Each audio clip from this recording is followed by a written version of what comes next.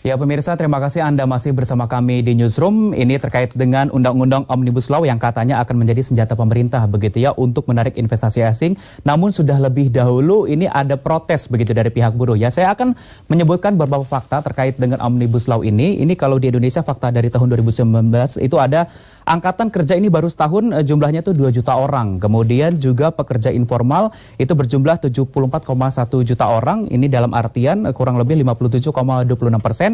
Yang bekerja online dan mandiri dengan digital seperti itu. Kemudian juga ada pekerja formal 55,3 juta orang atau 42,74%. Dan yang terakhir yaitu ada pengangguran 7 juta orang, ini naik di 2018 dan Indonesia tertinggi kedua di ASEAN. Mungkin ini adalah salah satu mengapa pemerintah menggebu-gebu begitu ya ingin menciptakan RUU Omnibus Law yang katanya ini bisa menarik investor ataupun pengusaha untuk bisa berinvestasi di Indonesia. Namun justru malah sudah mendapat tanggapan daripada organisasi buruh begitu ya. Saya akan membahasnya pada siang hari ini. Sudah ada narasumber saya, ada Bapak Iwan Setiawan, Ketua Tim Advokasi Serikat Pekerja PPHI. Selamat siang Pak. Selamat siang. Kemudian juga ada Bapak Hermawi Taslim, Wakil Badan Advokasi Hukum DPP Nasdem.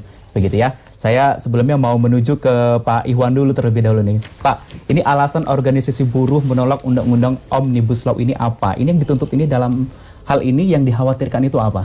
Baik, jadi kita sudah mencatat dalam kekhawatiran daripada pekerja dalam 6 poin. Mungkin dalam Omnibus Law ini kita dalam artian bukan sekonyong-konyong kita menolak gitu kan. Kita welcome tetap ya. Cuman tetap karena pekerja itu salah satu rakyat yang paling lemah, Pak. Jadi kan pemerintah harus juga membackup. Nah, di sini isu-isu sentral yang terhadap Omnibus Law yaitu satu, penghapusan upah minimum provinsi. Kedua, perubahan ketentuan PHK, pesangon dan jaminan sosial. Tiga, penghapusan sanksi pidana bagi pengusaha. Juga perluasan jenis pekerjaan yang bisa di-outsourcing. Kelima, PKWT atau kontrak kerja, dan 6 masuknya tenaga kerja asing unskilled. Nah, ini itu 6 yang dikhawatirkan. Betul, ya? Itu yang dikhawatirkan. Walaupun memang draft Omnibus Law itu belum disampaikan ke DPR. Ya. Baik, begitu. Saya menuju ke Pak Hermawi Taslim. Pak, ini kan banyak undang-undang yang akan diubah begitu ya. Kalau yang saya sempat ini ada merevisi 79 undang-undang dan 1244 pasal. Ini sementara maunya Presiden Jokowi ini 100 hari selesai begitu. Apakah semudah itu begitu? Dalam 100 hari bisa merampungkan sekian banyak undang-undang dan pasal itu? Ya, jadi begini ya. Apa itu Omnibus Law, Undang-Undang Omni itu bisa kita ibaratkan, ibarat bahasa sederhananya, itu sebuah kendaraan besar, katakanlah bus besar, menggantikan angkot-angkot kecil yang selama ini menciptakan kemacetan, kesemrawutan, dan kelambatan. Jadi Omnibus Law itu sebenarnya sebuah undang-undang untuk menciptakan kondisi yang kondusif untuk apa? Nah, kalau dalam konteks tema kita hari ini adalah kita bicara Omnibus Law Cipta Lapangan Kerja dari Serikat Buruh, itu intinya cuma 2. Memperluas lapangan kerja dan memastikan keselamatan pekerja. Jadi 2, itu harus jalan paralel. Harus berkesinambungan begitu ya. Lapangan kerja semakin meluas dengan beberapa kemudahan investasi datang dan segala macam. Lalu keselamatan kerja juga meningkat. Kenapa? Ini kan awalnya pidato presiden waktu pelantikan beliau tanggal 20 Oktober. Beliau menyampaikan autokritik. Banyak undang-undang yang tumpang tindih, tidak sinkron, administrasi yang berbelit-belit begitu ya, sektoral, semua itu makan waktu dan itu semua adalah musuh investasi. Semua bentuk kelambanan itu musuh investasi. Maka beliau waktu itu mengajukan salah satunya adalah Omnibus Law, salah satunya lagi adalah Omnibus Law Cipta Lapangan Kerja. Itu luas sekali, tadi Anda katakan sekian ratus, benar.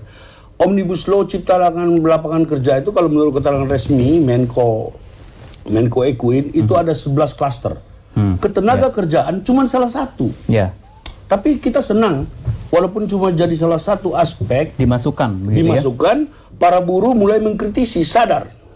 Tadi saya katakan apa yang harus dilakukan oleh para buruh. Satu, ya mendalami ini, nanti akan ada hearing-hearing, akan ada dengar pendapat dan segala macam. Yang kedua, tim buruh harus mempersiapkan tim lobby. Pada akhirnya ini lobby semua yang menentukan siapa kawan-kawan di Senayan. Senayan itu siapa?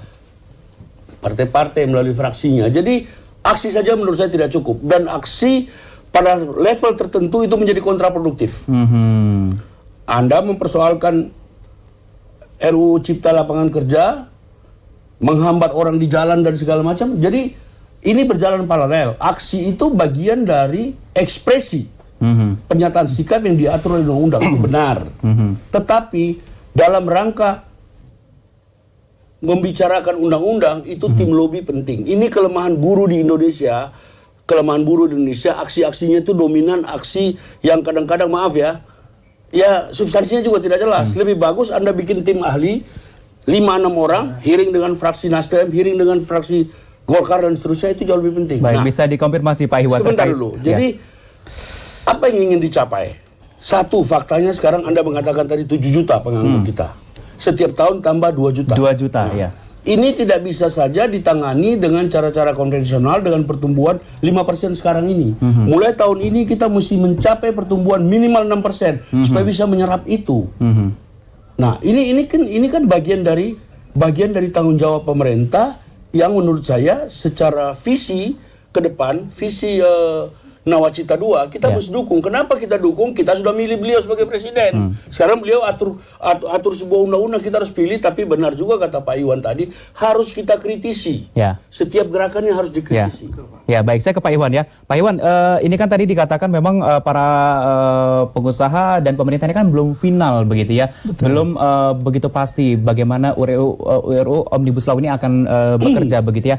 Rasa kekhawatiran ini muncul dari mana sih? Apakah memang sudah didiskusikan dengan teman-teman di organisasi buruh begitu? Karena pada faktanya di lapangan undang-undang ketenagakerjaan yang ada aja sekarang, ya kan, yang sudah memuat daripada norma-norma yang dasar itu dalam proses implementasinya kita tuh agak sulit. Pekerja itu berat. Beda apalagi nanti pada saat Omnibus Law ada beberapa yang tadi 6 poin yang saya jelaskan tadi, ya kan, itu dilakukan oleh pemerintah. Nah, ini pekerja ini mau pegangan ke siapa lagi? Ya kan, sedangkan yang satu sisi kita lihat kepinginnya pemerintah ini dengan investor harusnya equal gitu. Jangan seolah-olah kita mengemis-ngemis investasi. Jadi pada saat tataran implementasi pekerja, ya kan, atau rakyat menjadi korban. Nah, itu yang menjadi kekhawatiran kita, Pak. Gitu, baik, kan? Ini disampaikan, Pak. Jadi gini, ini beda substansi. Undang-undang, saya maksud Iwan tadi, undang-undang tenaga kerja saja, beberapa poin penting di undang-undang tenaga kerja sering tidak bisa diimplementasikan, begitu ya. Sulit, Pak. Jadi yang dituntut sama buruh sebenarnya bukan ketentuannya, pelaksanaannya, konsistensi para pejabat-pejabat yang ada di lingkungan ketenaga kerjaan. Misalnya tadi kekhawatiran buruh tentang UMP, menurut saya itu tidak relevan. Kenapa? Salah satu prinsip yang diatur oleh Cipta Lapangan Kerja itu adalah UMP yang ada tetap, tidak ada turun. Ini Tetap pasti. sekian. Tetap tidak turun. Tapi kenaikan per daerah itu memang berbeda-beda tergantung tingkat pertumbuhan ekonomi. Jadi antara Cilengsi dengan Cirebon dengan Gresik beda, tidak bisa sama. Tadi juga Iwan mengatakan tentang PKWT dan segala macam. Betul. Memang sekarang begini, situasi perkembangan zaman ini membuat banyak sekali orang tenaga kerja baru, anak-anak muda tidak ingin kerja 8 jam per hari, 40 jam per minggu, dia ingin kerja di rumah, dan banyak sekali perusahaan berpikirnya juga seperti itu. Nggak ada urusan lu mau kerja di mana, lu mau kerja di Starbucks, yang penting produktivitas lu, output lu sekian. Nah, oleh karena itu ini kan banyak yang harus diatur dengan PKWT, tapi yang prinsip di situ adalah semua hak-hak normatif buruh harus dijamin. Jadi yang diperlukan oleh buruh apa? Kemampuan bernegosiasi. Kita akan lanjutkan ya, kita akan lanjutkan perbincangan ini usai jeda pariwara berikut yang satu ini. Tetap bersama kami di Newsroom.